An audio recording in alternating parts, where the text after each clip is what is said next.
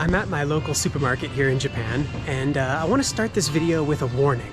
Say you're about to go on your next backpacking trip, and this time you'd like to bring along some unusual munchies.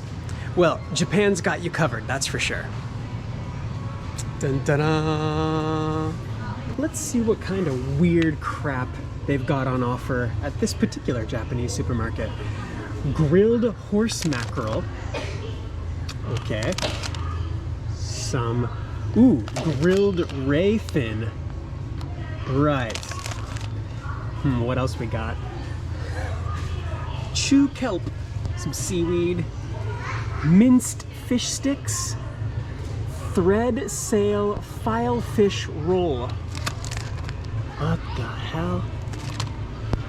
Oh, and then the classic lemon flavored squid strips.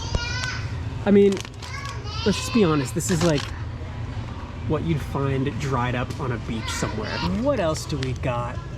Wow, that's like some dried beef tongue or something like that. Very strange. Okay, when meat gets translucent, I'm not sure it should be consumed anymore. Looks like it's like seaweed looking stuff, but it's more like meat. Interesting. They're just real big fans of the dried animal parts, aren't they? For sure. So what was the warning, you might be asking? Well, the second half of that food rundown was from the dog food section. And you had no idea, did you? I didn't think so. Dog food. Human food.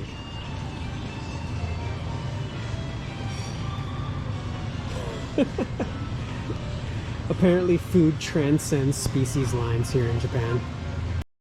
So the moral of the story here is you gotta watch what you buy in a Japanese supermarket. But in all seriousness, Japanese supermarkets have some awesome food options to offer the casual hiker all the way up to the hardcore multi-day trekker. But it can be a bit daunting if you're not familiar with Japanese grocery stores. You might not know, what's good, what's bad, what's dog food or human food. Luckily, I, through trial and error, have learned a few tricks and have discovered some pretty cool options. So I'd like to share my tips with you today. Let's go check them out. In my day pack, what do I usually have? Well, I like to individually pack like a self-contained lunch for each meal that I'm going to have while I'm hiking. So if I'm going for a multi-day trek, let's say a one-nighter, okay?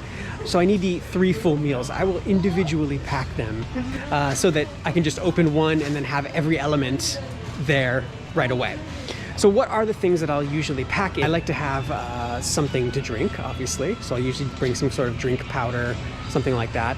I like to have a main dish and usually a side dish of some sort that has vegetables, things like that. Or something that accompanies that main dish. Then I'll bring some sort of snack, like maybe chips or whatever, and then some sort of dessert. So let's kind of look at some options for each of those in turn. Okay, so let's start with main dishes. Well, this really depends on what you have in terms of equipment. If you can boil water, then that really increases the number of options that you have for main dishes. If you don't, then you're not out of luck. There's still some good things you can buy here, but it just limits that a little bit. So let me talk about both. So one section I really like is the curry section. This is where they have curry roux. This is the stock that you usually use to cook curry at home. But they have a lot of really great pre-made curry bags that are meant to be boiled. Now the great thing about these is they can be boiled if you have water with you and they taste delicious, or you can just eat them as they are. I mean, there's nothing wrong with that. It's not dangerous, it's already pre-cooked, and it's really flavorful and delicious. Just room temperature is fine. So I brought some of these really cheap options on a big trip up to the Alps here in Japan, and you can basically just drink it out of the bag, and it's really, really good. It sounds gross, but it is not, I assure you. And I mean, look at that. That's like basically 70 cents for a bag. I mean, you can't really beat that. And they go up in price. I mean, you've got a whole range of really, really delicious options here. So that's one choice you can go with. Also, if you don't have any sort of cooking capabilities, you can bring a lot of canned stuff. And of course there's your standard like tuna and different types of fish, which is good. It's a good option. You can mix it with mayonnaise. It's good calories, all that stuff. But I did find some really interesting options here as well. You've got various types of canned fish, which are pretty good if you like fish. And over here, these are great. They're about $1 each. And it's just like a little mini entree. You've got yakitori, so this is chicken, like barbecue chicken of different flavors. And you even have liver. I actually love this one. This is my favorite, but I can understand if you don't like liver. No problem. There's a lot of other options as well. And yeah, I mean, they're not huge, but bring some crackers with you and you can just scoop it right out. No need to cook it, and it's fantastic. There's also fancier options up here. So you've got like kind of like in a sardine can, but it's different types of meat like pork and beef, and different types of shellfish and seafood. These are really good, but I mean, that's kind of not really cost effective on a hike in my opinion. Also in this section, you've got great like jerky type things and preserved meat that's not so dried in these little bags. Now, yeah, they're a little bit expensive, but if you want to hike in luxury, they're also a great option. Instant noodles. There are so many different flavors. Everything from the standard cup noodles you get back home, although, I mean, that's tom yum soup flavor cup noodles, so curry flavored cup noodles, that's my personal favorite. There are just hundreds and hundreds of options here in Japan, and these are great if you have water to boil. You can just pour them right in. They're done almost immediately. The only downside to these, in my opinion, is their packability. You're a little bit limited here. Like, there's some nice cutesy little tiny ones, and these are fine. They're not going to take up much room in your pack. But if you've got really big ones, it takes up room really quickly. Now, it's not heavy at all. It's super light, just by virtue of being dried noodles. But it's not very like malleable, so it gets crushed, it'll get opened, it's kind of annoying. But as long as you go with some of the smaller ones, like these, and smaller, then you shouldn't have a problem with it. All right, so let's talk about sides here for a second. One thing I really like to do is bring with me some sort of vegetable or fruit. And here they've got a lot of these little like bags, which are really great for packing, with, you know, preserved vegetables in them. This is like baby corn, regular corn. They even have little quail's eggs suspended in water there. Yeah, so you see here mushrooms, more baby corn, lots of really, really good options here. And you even have actually bagged tuna, which is even better than the canned tuna I showed you earlier. So I'll often bring at least one of these with me. Now, around the corner, and the layout of your local supermarket's going to be different, obviously, so just explore around and you'll find these things for yourself. But here we have the canned fruit section. Now, of course, these cans are far too heavy and they're too bulky to bring with me, but up at the top here, they have a couple of options in these bags. Again, I love these things. You've got like a mix of pineapple and oranges, pineapple, all kinds of stuff, even peaches. And these are really, really good to introduce some fruit into your hike. Okay, and in the same aisle, you've got a lot of really good dried fruit options, which can be a lot more convenient because of their lightweight and their shelf life. So yeah, really, really good choice for any hike, I would say, in Japan. And another one of my personal favorite sections is this one, all these little energy bars. You've got a lot of really, really good, super lightweight, high calorie, pretty tasty bars. These Soy Joys in particular are really simple. They're kind of no frills, but they're still really, really good. These protein bars are fantastic. You've got these good cracker options down here. I bring these on my hikes a lot too. They taste really, really good and they really fill you up, which is important if you're hiking up really big peaks. And the ubiquitous and famous Calorie Mate. Calorie Mate, helping overworked Japanese businessmen put in that little extra overtime before their inevitable suicide since 1980. No, but seriously, there's nothing more Japanese than Calorie Mate. They're like these little cinder block cookie things that are dry as all hell. They're nothing special in terms of flavor, and they exist solely to keep Japanese people working when they've had no time to eat food all day long. So I'd consider everything I've covered up to this point to be mostly in the main entree and side category, although there's some overlap, obviously. You can use some of those as snacks. But now I want to talk about something that Japan does really well, and that is snack food. I mean, Japan has aisle after aisle of just great snacks and sweets and delicious things. I mean, too many for me to ever cover in any real detail, so you'll have to just come and see it for yourself. But there's Oreos and Ritz crackers and all that sort of stuff. But they're also just unique varieties of each of those otherwise familiar foods. Like, for instance, the world famous Japanese Kit Kat. Like, this is a cracker. It's like a wheat cracker flavored Kit Kat. Like, what the hell? They have so many cool options there. Some of my favorites are Pocky, actually. Pocky, or this off-brand of Pocky. These are really good because they come in small little packs, like individual packs, and you can get salty or savory varieties, sweet varieties, so they work as like a nice little dessert or snack. Yeah. Also, some of my favorites are like wasabi peas. A lot of people are familiar with those. Lots of different varieties of rice crackers and rice-based things. If you're looking for that Japanese, flavor profile, teriyaki, soy sauce, things like that.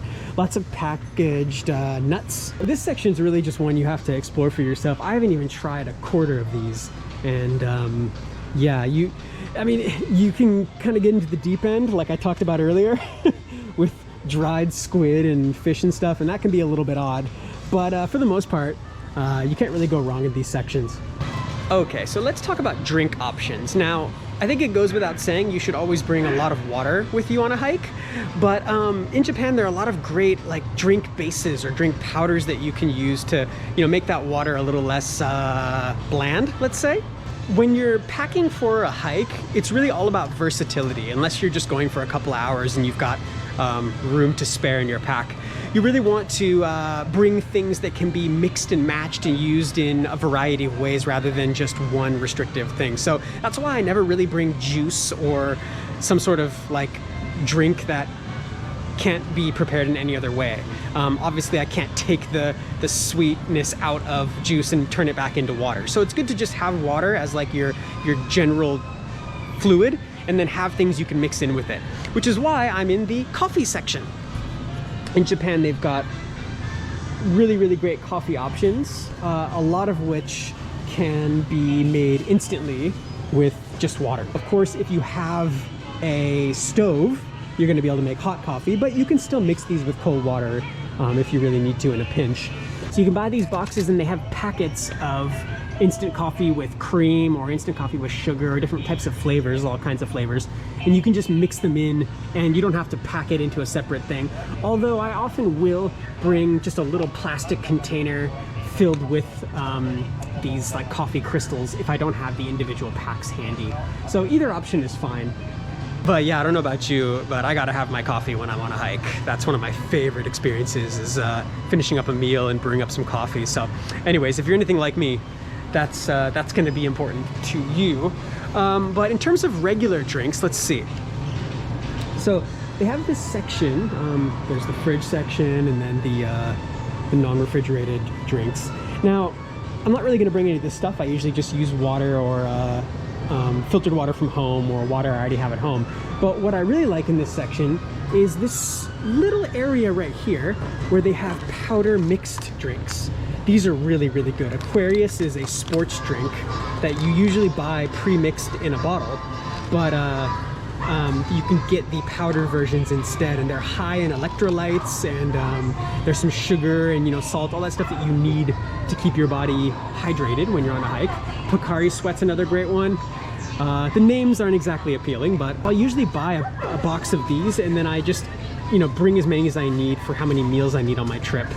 And I almost forgot to mention, because this is sort of like in the snacks section, but also in the drink section, depending on how you define it. But they have a lot of these really good, like jelly drinks, like energy jelly.